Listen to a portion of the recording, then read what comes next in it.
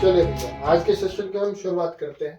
तो आज का सेशन हमारा है moment of inertia of a uniform ring, circular ring about any diameter of the ring. किसी भी डायमीटर पे इसका मोमेंट ऑफ इनर्शिया कितना होगा, मोमेंट ऑफ इनर्शिया कितना होगा। चलिए भाई हम कंसीडर करते हैं इसके लिए एक रिंग।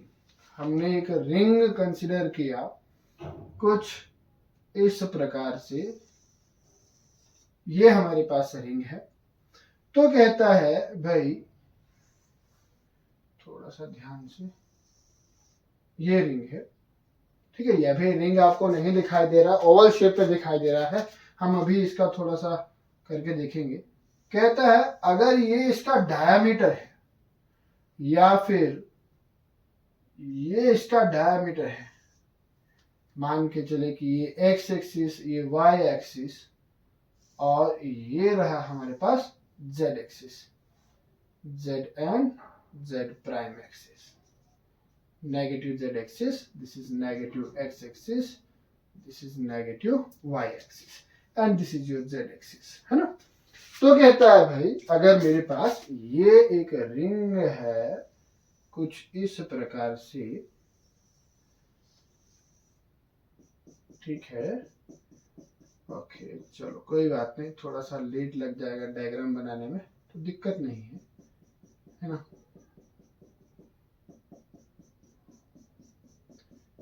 ओके आई होप कि अब थोड़ा सा डायग्राम में क्लियरिटी आया होगा।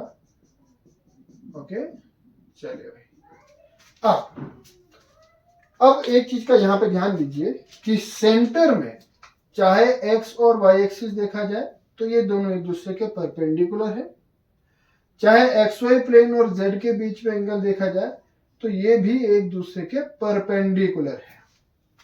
अब हमें बताया जाता है कि सर मोमेंट ऑफ इनर्शिया बताएं, मोमेंट ऑफ इनर्शिया बताएं अबाउट एनी डायमीटर।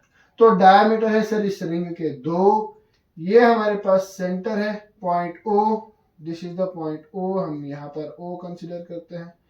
ये मेरे पास यहां से यहां तक रेडियस और ये रहा मेरे पास डायमीटर। या तो ये डायमीटर है या तो फिर एक्स एक्सिस को पकड़ लो भाई, एक्स एक्सिस को पकड़ेंगे तो ये डायमीटर रहेगा हमारे पास कुछ इस प्रकार से, ये डायमीटर रहेगा।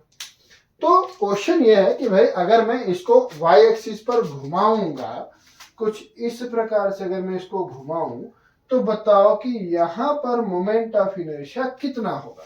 या एक्स एक्सिस पर ऐसे घुमाऊं, एक्स एक्सिस पर ऐसा घुमाऊं तो बताओ भाई इस पर मोमेंट ऑफ इनर्शिया कितना होगा। देखिए बड़ी बात यह है कि कल हमने जेड एक्सिस के अलोंग, यहां पर हमने जब हमने इसको घुमाया था तो आई अबाउट जेड एक्सिस इसका हमने निकाला था and that is equals to M R square. I along Z axis जो हमारे पास था वो हमारे पास था M R square. What was M? M was the mass of the ring, mass of the ring, and R जो हमारे पास था it was radius, radius of the ring, radius of the ring, ठीक है। डायग्राम में clarity है? अगर नहीं है तो थोड़ा सा हम करके देखते हैं इसको। देखिए कल का जो हमने क्वेश्चन किया था, अगर मेरे पास यही रिंग है, ठीक है, तो कल हमने जो कंसीडर किया था, हमने वहां पे टायर से मैंने उसको आपको समझाया था, लेकिन आज हम टायर नहीं पकड़ेंगे, हम ये पकड़ते हैं।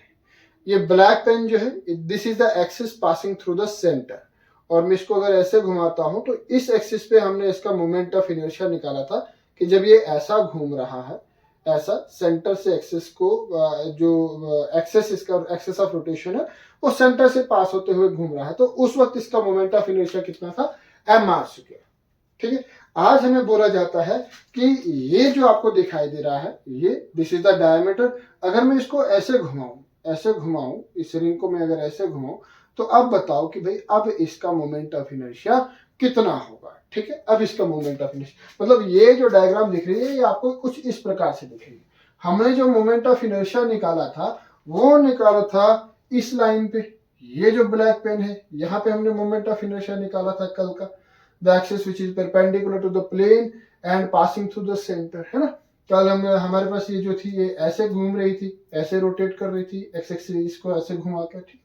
आज हमारे पास जो है ये डायग्राम वही है, लेकिन हमारे पास स्पेशल केस इसका है कि ये अगर ऐसे घूमे तो इसका मोमेंट ऑफ इनर्शिया कितना होगा, ठीक है। या इसी एक्सिस को ऐसे रख के ये इतना इस एक्सिस पे अगर घूमे तो इसका मोमेंट ऑफ इनर्शिया कितना होगा, ठीक है। हमें ये निकालने का,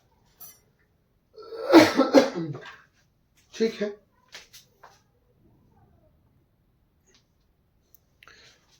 ओके, ठीक है। आई होप कि क्लियर होगा, डायग्राम क्लियर होगा। चलिए भाई बढ़ते हैं आगे। जिसको क्लियर नहीं है तो मेरे को एक बार कमेंट सेक्शन में बता दे, मैं फिर से उसको ये डायग्राम क्लियर करके बता दूंगा। देखिए बोर्ड पे डायग्राम को ड्रॉ करना थोड़ा सा डिफिकल्ट रहता है, क्योंकि बोर्ड मेरे पास 2 डायमेंशन है, डायग्राम हम 3 डायमेंशन की बात कर रहे हैं। चलो छोड़ो उसको, छोड़ो। तो भाई मैं कुछ कंडीशंस सपोज करता हूं। मैं इसके 2 डायमीटर लेता हूं। इस एक्सिस में, इस प्लेन में अगर मैं कहीं पर भी घुमाऊंगा तो वो इसका डायमीटर ही होगा। एक्सवाई प्लेन में मैं कहीं पर भी इसको घुमाऊंगा तो इसका डायमीटर ही होगा। तो मैं 2 डायमीटर लेता हूं। एक जो मैंने रेड से कंसीडर किया हुआ है, ये वाला, यहां से ये लाइन सीधा ऐसे पास आउट हो रही है यहां तक। एक मेरे पास ये डायमीटर है, तो suppose that this is point A and this is point B. और दूसरा मेरे पास ग्रीन वाला, ठीक है, ये लाइन यहां से आ रहा है, ठीक। ऐसा फर्क कुछ भी नहीं है, फर्क दोनों डायमीटर है, रेडियस इसके रिंग के दोनों क्या है, ब्लू वाला, ग्रीन वाला भी और रेड वाला दोनों हमारे पास रेडियस है रिंग के। लेकिन एक हमारे पास एक्स एक्सिस पर है, दूसरा हमारे पास वाई एक्सिस पर है। तो अगर ये ए भी मान के चले हैं तो मान के चलो इसको सी और इसको डी, इस पॉइंट को सी और डी, ठीक है। तो हमारे पास 2 डायमीटर बनते हैं, एक बनता है हमारे पास ए बी और दूसरा बनता है हमारे पास सी डी डायमीटर। अगर हम देखें according to perpendicular axis theorem, according to perpendicular axis theorem, perpendicular axis theorem के तहत हमारे पास I X plus I Y equals to I Z के बराबर है ना। जो हमने इसके सेशंस के स्टार्टिंग में जो हमने इस पहले हमने इसका डिस्कस किया हुआ, परपेंडिकुलर एक्सिस थ्योरम प्रूव भी किया हुआ है और पैरेलल एक्सिस थ्योरम भी किया हुआ है। तो परपेंडिकुलर एक्सिस थ्योरम के तहत हमारे पास moment of inertia along X axis plus moment of inertia along Y axis equals to moment of inertia along Z axis के बराबर होता है। अच्छा, but let us suppose that this is equation number 1। अगर हम डायग्राम में देखें तो अकॉर्डिंग टू डायग्राम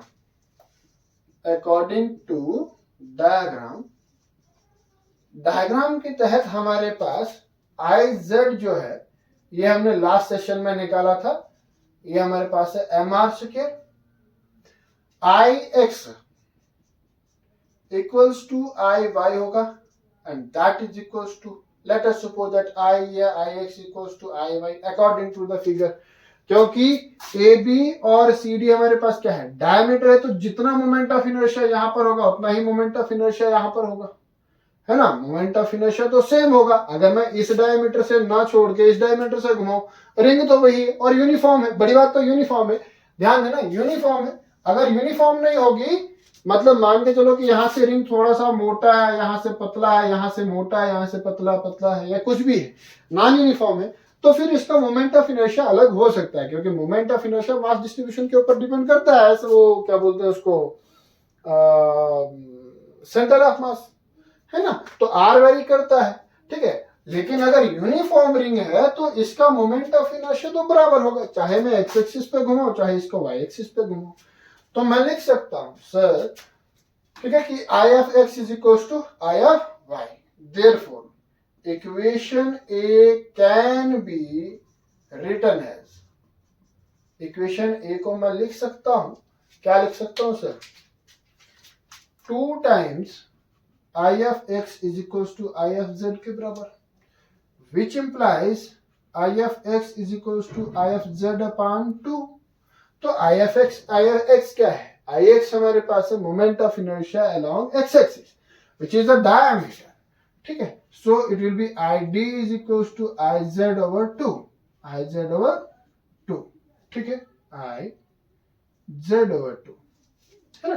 तो ID हमारे पास कितना हो जाएगा, which implies ID equals to IZ हमारे पास कितना है, mr²/2, which is the required expression. यही हमारे पास होगा moment of inertia of a circular ring about its diameter. एक डायमीटर के अलोंग मोमेंट ऑफ इनर्शिया इतना होगा, ठीक है।